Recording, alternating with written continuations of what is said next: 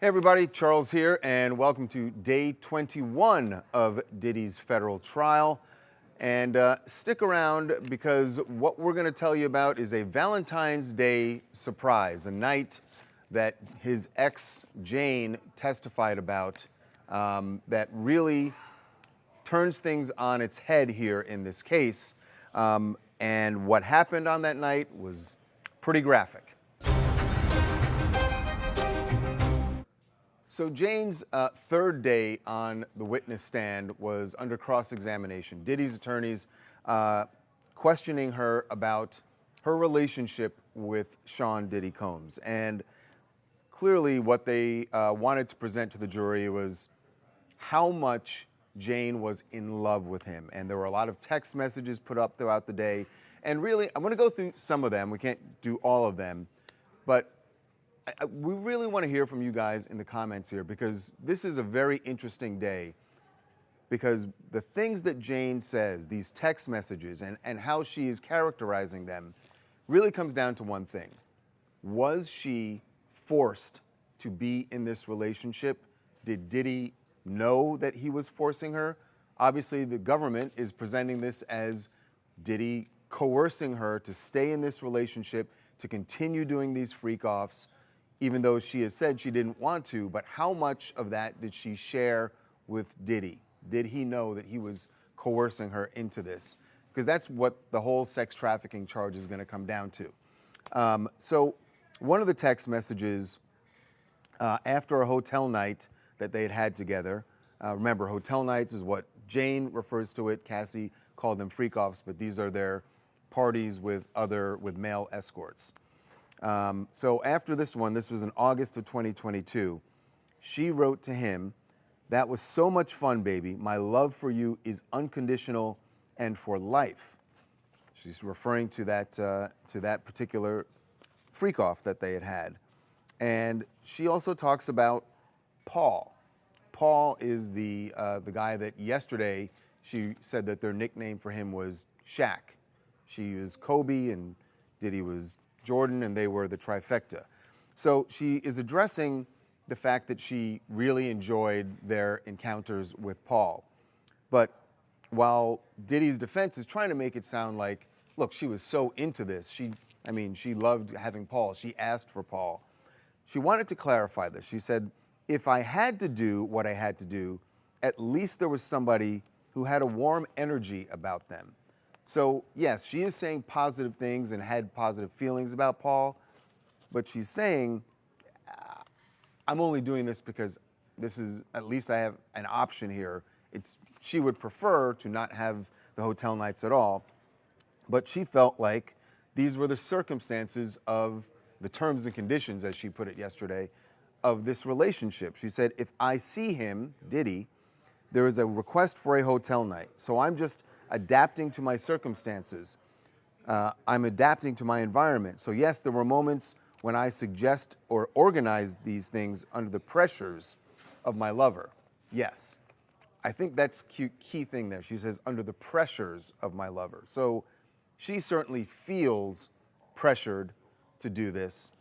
Does Diddy know that he's pressuring her? That is the big question here. And then there's another moment she talks about, and you can tell why Diddy's attorneys bring this up, because it does not paint a picture of this is someone forced into this. She admits on the stand that she had matching shorts, that she bought matching shorts for them all to wear during one of their hotel nights. If you're going out shopping for matching outfits for this sexual encounter you're having, how much are you against it here? Now, look, she made it clear on several occasions during her testimony, I'm only doing what I had to. And what this is really going to come down to is, did Diddy know? She said that after the apartment that she's currently living in, which Diddy, we now know, is still paying for, but the first night she was there, she texted him, "The fact that you are the reason for my child's joy is a feeling inside me that I can't explain. I love you so much as my friend, my lover, my boyfriend, even though you don't like that word. The boyfriend word is what she's referring to. So she is gushing about him in these messages and making it, and in her communication to him saying, I love you. She's not saying, I hate this situation. She's saying, I love you, and I think of you as my boyfriend, even though you don't think of it that way. Now, as for the hotel nights, she said this, she said, I resent him for knowing how much I loved him and how I couldn't say no to him.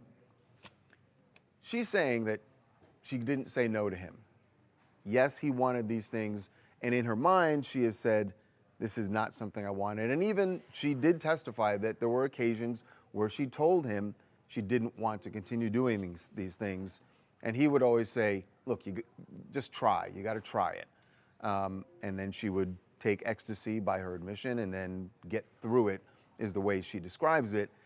The question is to be, what did Diddy know? And what's difficult for the jury here is Diddy's not going to take the stand.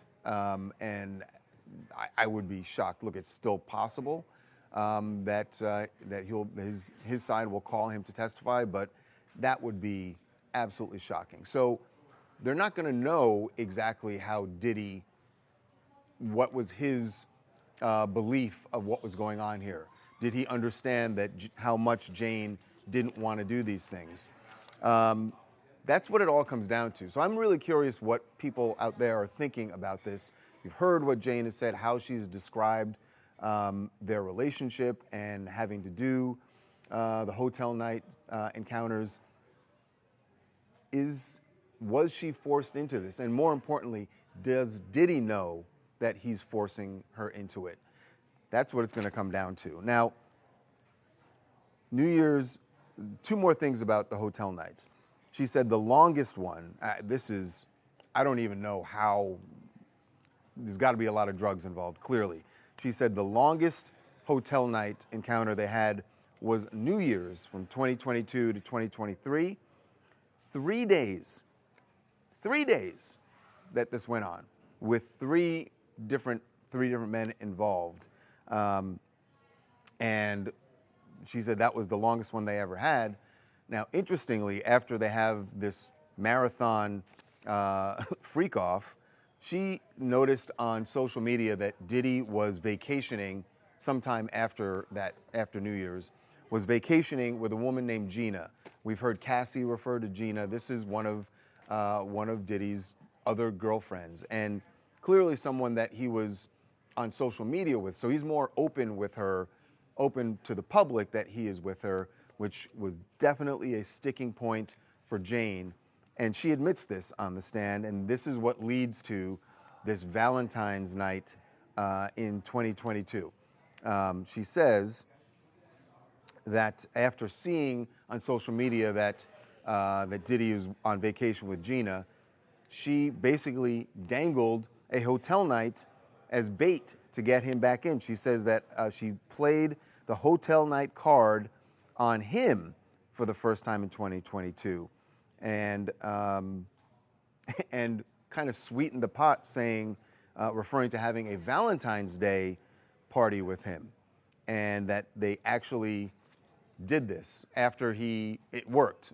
She said she dangles this in front of him, and he ends up leaving his vacation with Gina early and comes back, and Jane says she decorates the hotel room. There are rose petals everywhere. It sounds very romantic, except that this time she did something she had never done before, which was to hire 2 entertainers who were there. So it's Jane, 2 male escorts, as well as Diddy.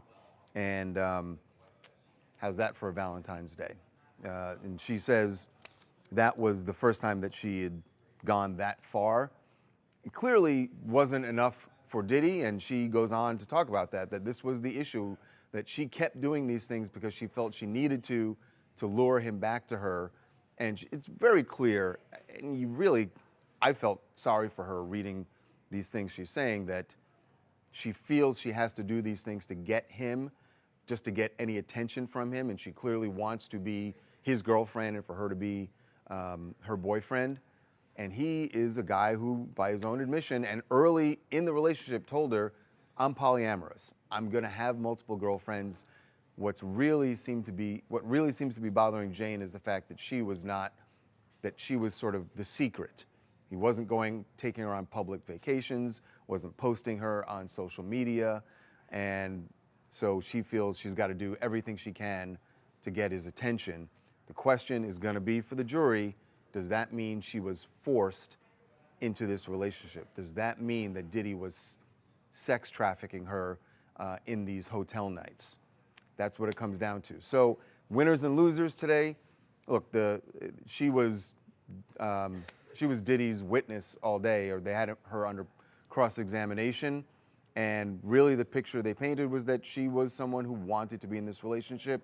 So I got to say at this point, for today, the defense won, unless the jury just hates him so much at this point, and that is certainly possible.